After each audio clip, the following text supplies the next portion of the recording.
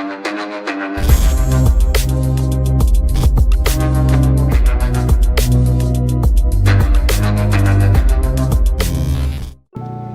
assalamualaikum warahmatullahi wabarakatuh. Nah, balik lagi nih sama Pasar Resuk Motovlog. Nah, kali ini, kebetulan ini di depan gue ini ada swing arm yang model KTM nih ya.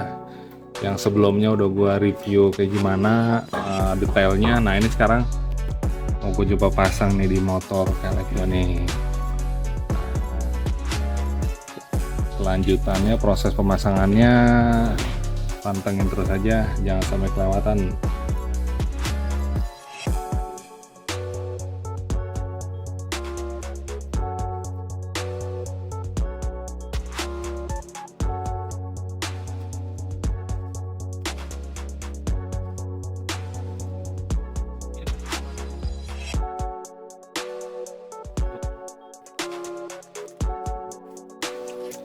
Ini dia, mantap.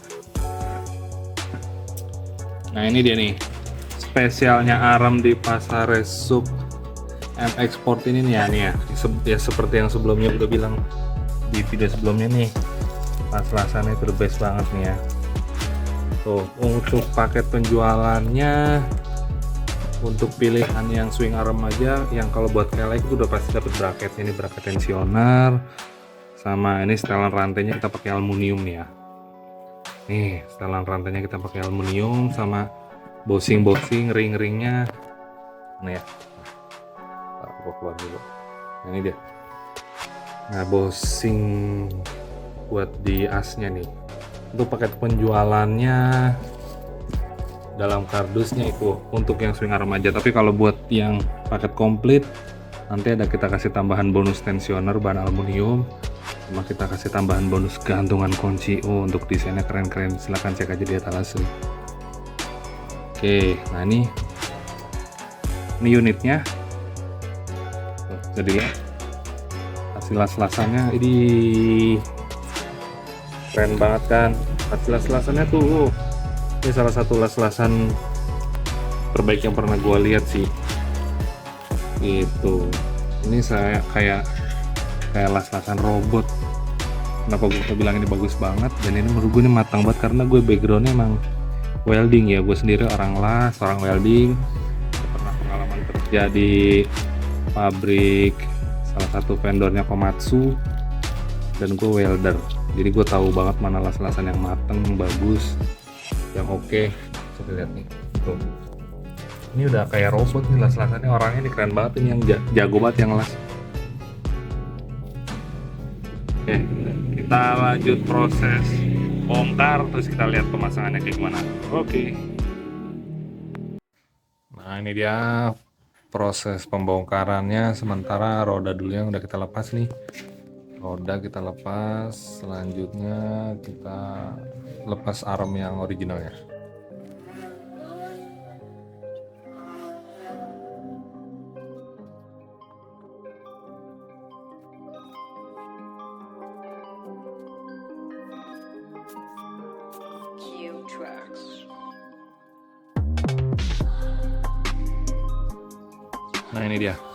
Nah ini dia tampilan si swing arm nih ya bro ya. Ya guys, tampilan swing armnya nih setelah sudah dipasang nih kayak gini nih, kurang lebih kayak gini nih. Nah, ini bukan apa-apa sih, ini cuman ada tadinya tuh bantalan biar si standar depan biar si standar nggak nonjok ke arm waktu standarnya masih belum diganti. Sekarang mau diganti yang model KTM. Oke, nih gua jelasin kira-kira apa aja yang perlu diganti, atau ini si arm PNP atau enggak. Nah, mungkin bisa gue jelasin. Nah, yang pertama sih sebenarnya kalau ganti arm model KTM ini nih ya, kalau ukuran gear depan gear belakangnya masih standar, yang pasti sih bakalan ngerubah rantainya tuh, maksudnya tuh harus diganti yang lebih panjang gitu, harus diganti yang lebih panjang. Ukurannya berapa ya, gue kurang tahu juga, karena gue kemarin sistemnya gue sambung aja sih, karena butuhnya buru-buru cepet ya kan. Kebetulan di bengkel temen tuh, di mekanik tuh ada ukuran rantai yang sama 428H dengan warna yang sama juga, warna gold kayak gini, jadi sambung aja gitu. Terus oke ya, buat si as roda, buat yang nanya as roda perlu diganti yang lebih panjang atau enggak, sebenarnya kalau yang yang standar juga udah cukup kalau menurut gua. Nah ini kita lihat di sebelah sampingnya nih. Nah, iya, nih kurang lebih tampilannya kayak gini nih. Wih, ganteng ya kan. Nah, untuk as roda belakang yang standar yang masih bawaan itu sebenarnya menurut gue sih cukup, karena masih ada yang masuk gitu, masih buat ngencengin. Nah, selebar mur setengah lah, dapat setengah full. Kalau yang sini kan emang gunanya buat kalau masukin kawat ya kan, buat pengunci kawat baja lagi biar lebih paten, biar lebih mantep. Tapi untuk segini sih menurut gue udah cukup gitu, dengan arem yang undur-undurnya atau setelan rantainya tuh pakai aluminium tebal kayak gini nih ya. Tapi kalau pengen lebih mantep lagi, emang boleh pakai yang lebih panjang, yang kurang kira-kira 28 cm lah, kira-kira 28 cm. Tapi kalau misalkan nggak ganti juga nggak apa-apa, nggak masalah. Nah, palingan nanti yang paling diatur-atur kabel-kabelnya aja sih, kabel selang rem belakang, biar nggak terlalu mentok ke knalpot gitu. Sama udah sih sementara sih. Kalau untuk bagian gear, bagian rantai sama bagian as aman. Nah, buat standar, kalau gue kan kemarin kebetulan pakainya tuh punya gue tuh KLXS ya, yang tipe lama, yang per bawaannya tuh di belakang.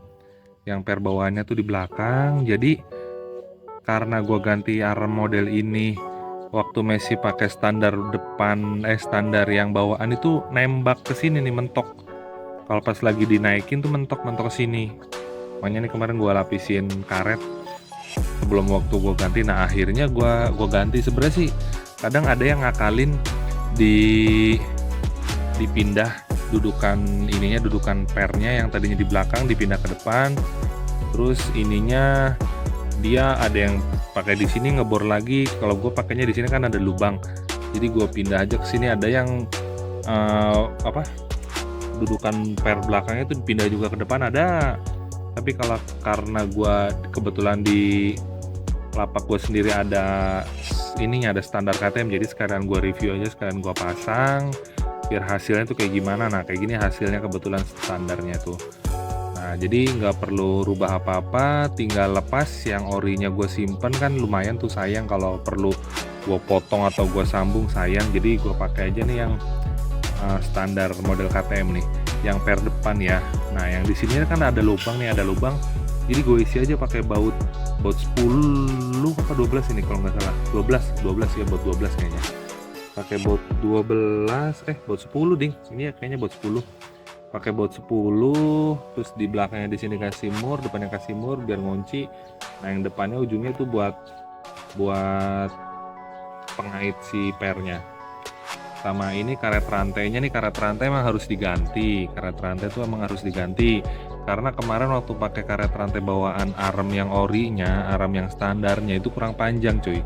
Cuma sampai segini doang nih kalau nggak salah nih.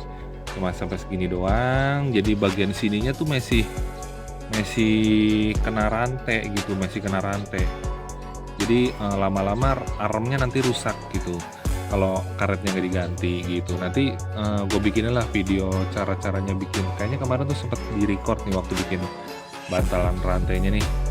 Oke, nah ini armnya buat teman-teman yang tertarik sama model arm KTM ini yang kualitas las-lasannya oke banget tuh, kualitas las-lasannya tuh bisa dilihat. Ini bisa dilihat nih, ini arm yang gue jual di lapak gue sendiri nih ya, dan gue pakai nih. Hasil kualitasnya bagus, las-lasannya mateng, bagus. Kenapa gue bilang las-lasannya mateng bagus? Karena gue sendiri backgroundnya orang welding gitu, zaman STM, dan dia ada pengalaman kerja di pabrik sebagai welder gitu. Jadi gue tahu lah kurang lebihnya las-lasan yang mateng, yang nggak overlap, yang nggak undercut gitu, yang nggak brohol gitu. Oke, nah ini kurang lebih kayak gini tampilannya. Sorry nih ya, KLX-nya Messi modelnya biasa banget, Messi dalam proses lah. Dalam proses, nanti step by step, tahap demi tahap. Asik, mudah-mudahan nanti dapat izin ibu negara buat modif lagi. Oke lah ya. Nah, ini kira-kira kayak gini nih. Ini tampilan pakai model model KTM-nya nih. Oh iya, karena gue posisi tuh pakai peninggi itu ya. Gue tuh posisi pakai peninggi bau, peninggi yang shock nih kayak gini nih.